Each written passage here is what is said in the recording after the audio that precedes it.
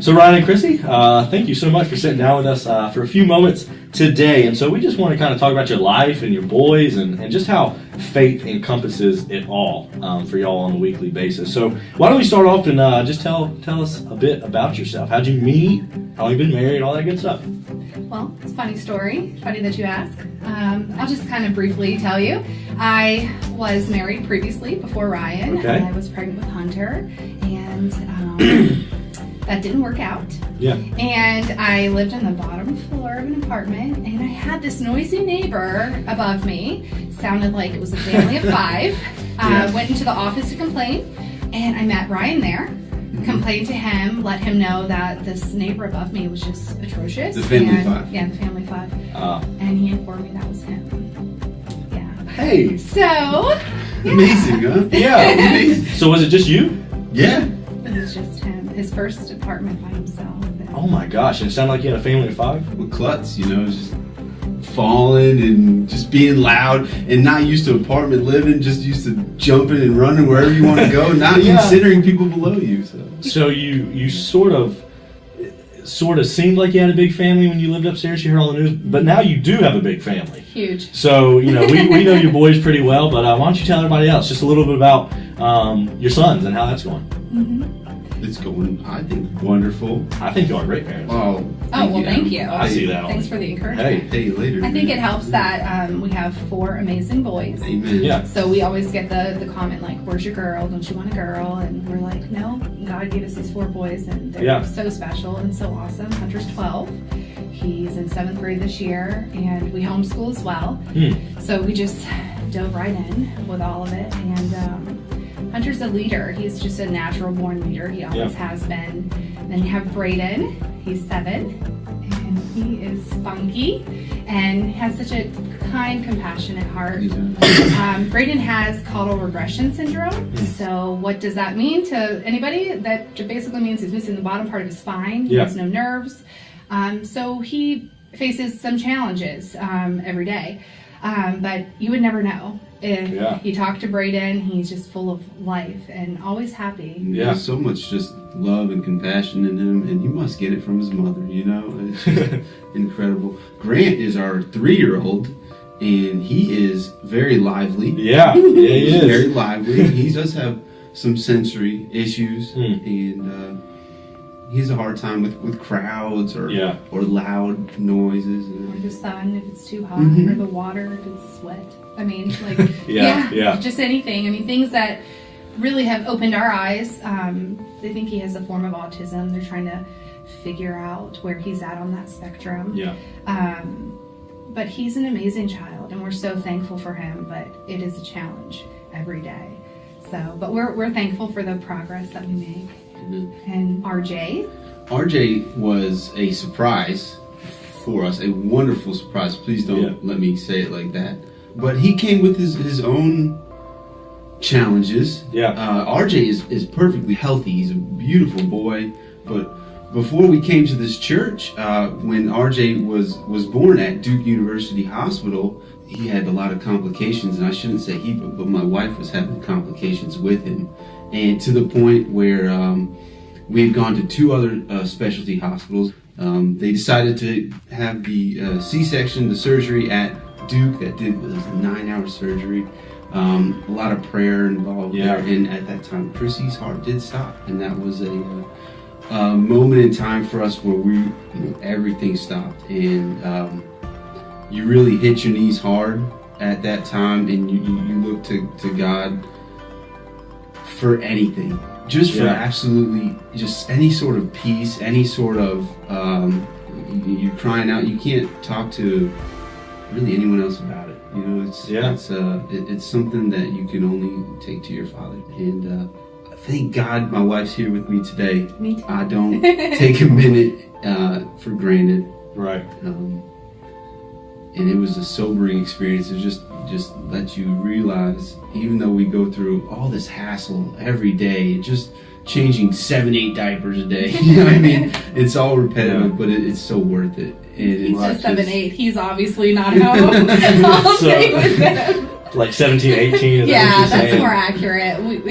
Yes. Well, that's really awesome. And we love all 4 of your boys here at New City, and we're thankful that you guys are here. So speaking of that, and you kind of touched on that, Ryan, looking at faith and how life, I'm sure, with 4 boys, young boys and some special needs in there, sometimes that can be heavy in life. Life can be heavy, I'm sure. So what does that look like for your faith to play a role in that, to stay encouraged, to keep persevering through that when days aren't sunshine and rainbows? What does that look like for you?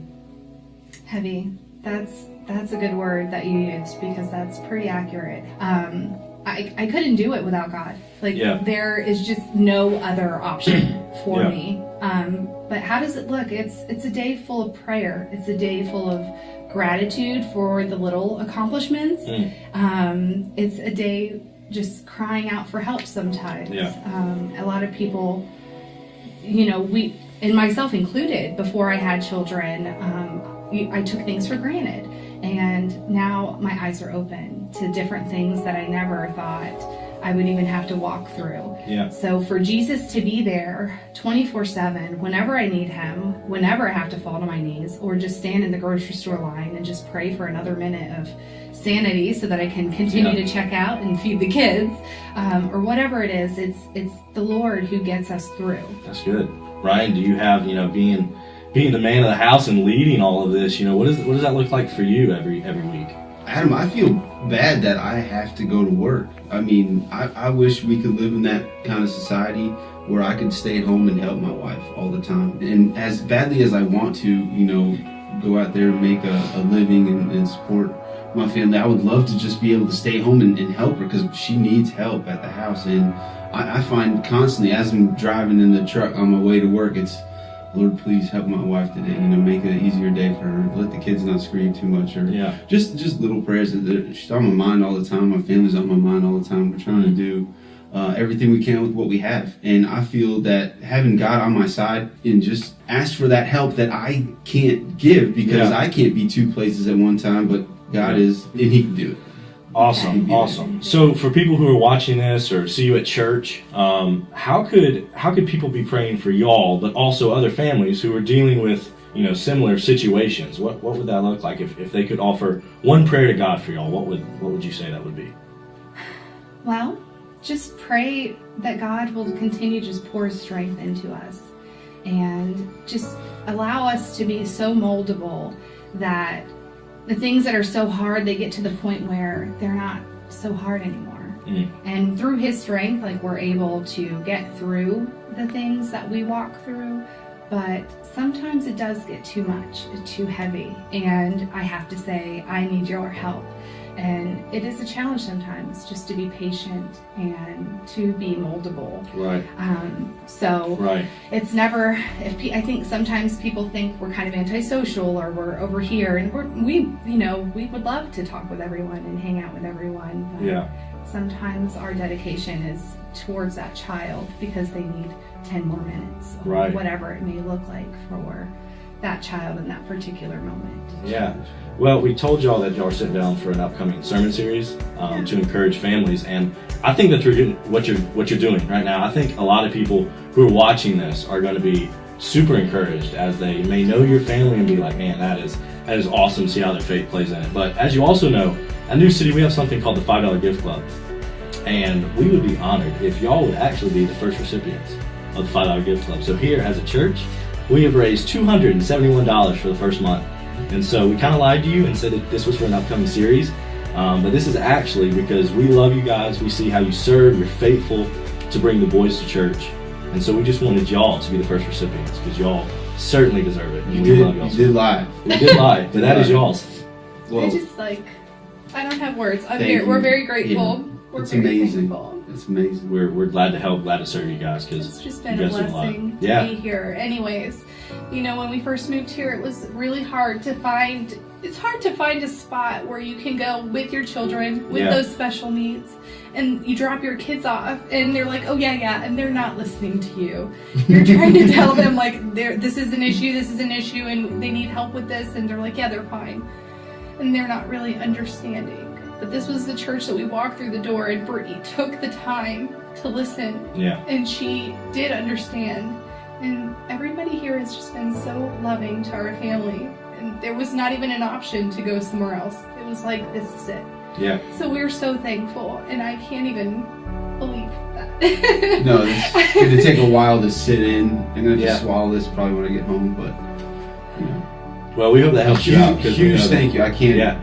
It does. It really does. Thank you Every so penny much. counts.